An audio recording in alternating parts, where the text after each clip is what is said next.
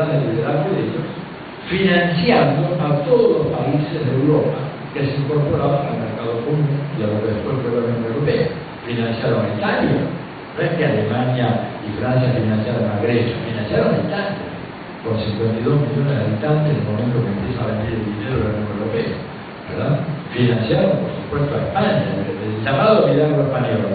Digo, el milagro español es muy sencillo si tenés la Unión Europea dándote 30.000, 40.000 millones de dólares por año, con fondos llamados fondos estructurales. Bueno, acá se robarían una buena parte, pero igual, por lo que queda, se podrían hacer muchas cosas. En España lograron un desarrollo formidable, pero con la Unión Europea no. Entonces, el problema de Brasil es que no están dispuestos a hacer absolutamente nada y por eso han cometido una serie de errores diplomáticos gigantescos. Por ejemplo, por no ayudar a Paraguay con unas migajas que le pedían los paraguayos, que le pedían el presidente Frutos, tuvieron que concederle la base mariscal de Tigre a los norteamericanos.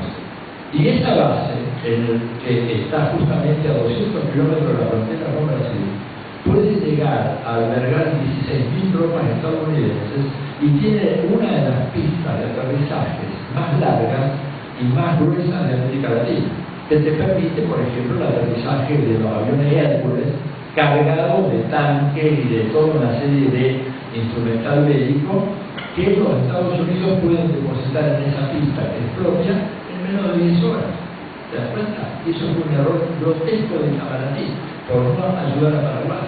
O, por ejemplo, ¿cómo te explicas que Brasil vende el ingreso de arroz uruguayo a Brasil, cuando Uruguay, como país, 3 millones, es un barrio de San Pablo?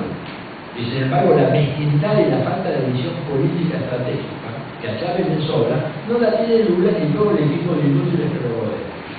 Absolutamente inútiles. Digo, yo si fuera presidente de Brasil y mi canciller me hace que los Estados Unidos me pongan una base a 200 kilómetros de la frontera, pero le pido la renuncia a él y a toda la trama mayor de Itamaraty, que les hago un juicio por incumplimiento de deberes de funcionarios públicos, de todo. Es un error mayúsculo para Brasil, es un problema gravísimo para ellos, porque es un elemento de presión muy fuerte. ¿Te das cuenta? Entonces Chávez tiene esta visión y me parece que él está dispuesto a poner dinero detrás de su liderazgo. Entonces, ¿por qué el presidente de Honduras, que era un partido conservador, no le dio clase al embajador norteamericano en solidaridad con Evo Morales y con la expulsión del embajador norteamericano de Caracas? Porque Chávez los amarró a todos con el acuerdo de Petrocaribe. Les está vendiendo petróleo a un precio que está por 50% debajo del mercado mundial. Y entonces, por más que vos seas un presidente conservador, y que por ahí Chávez no te gusta, pero es un tipo muy simpático, ¿verdad? Chávez se puede hablar con cualquiera de nosotros y nos fuma pipa. Yo les aseguro que Chávez viene acá y tráiganme al mayor derechista de esta universidad y al cabo de 2 horas salen abrazados con Chávez a tomarse un ron y por ahí a bailar cualquier cosa. Es así, es un tipo irresistible, o sea, una simpatía desbordante y además muy afectuosa, muy cálida.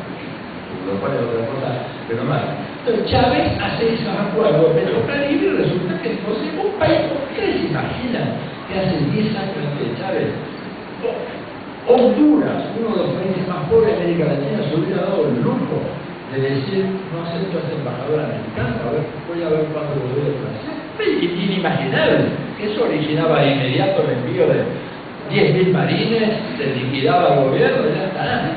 Honduras es agua, ¿no? Es eso, que no, bueno, cambió, ¿de acuerdo? Y eso Chávez. Y tiene la gran concepción de América Latina, el gasoducto del sur, ¿verdad? Que Cristina apoya, Lula no, por razones muy mezquinas, es una idea muy importante. Darle a América Latina, Chávez dice, cerrar la ecuación energética y alimentaria la podemos saber perfectamente bien y nos olvidamos de la crisis mundial.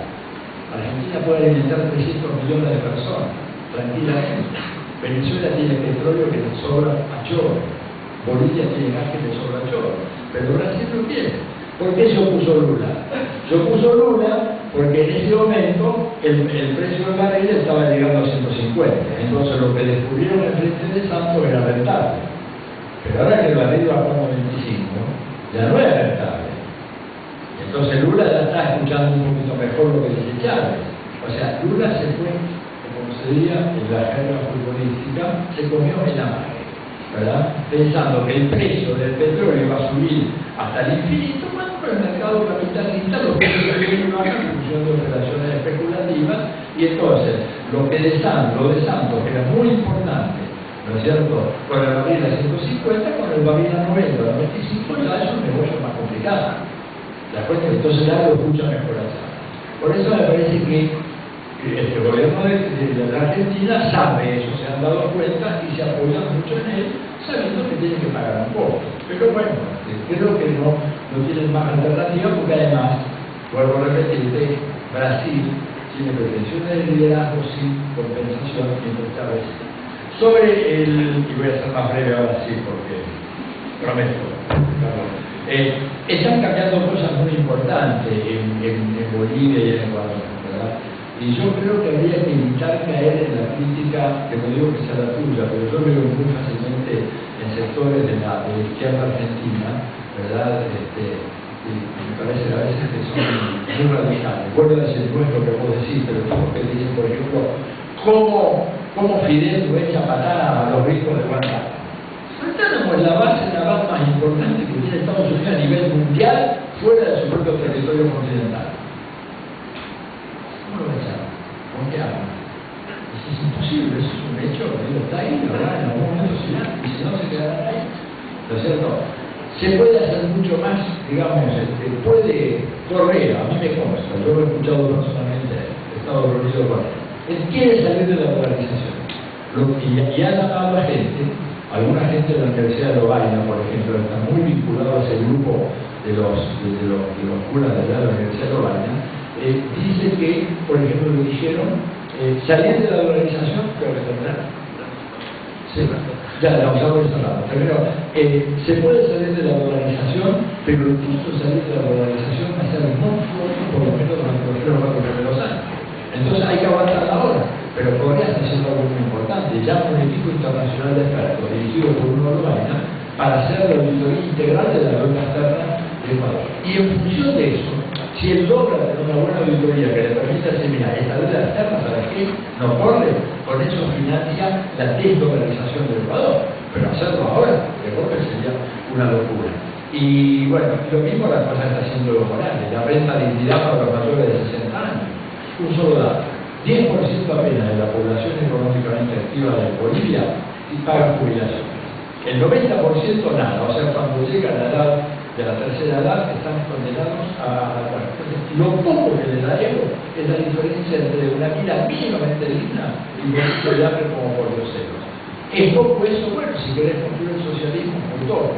Pero yo creo que el socialismo no se construye a la noche a la mañana. Tenés que ir cambiando la realidad inmediatamente. Y lo último, no es que el neoliberalismo se retiró, yo dije que fracasó, está presente todavía en América Latina, fracasó, y creo que sobre la base de ese fracaso se están construyendo otras alternativas. Bueno, esto daría para mucho más.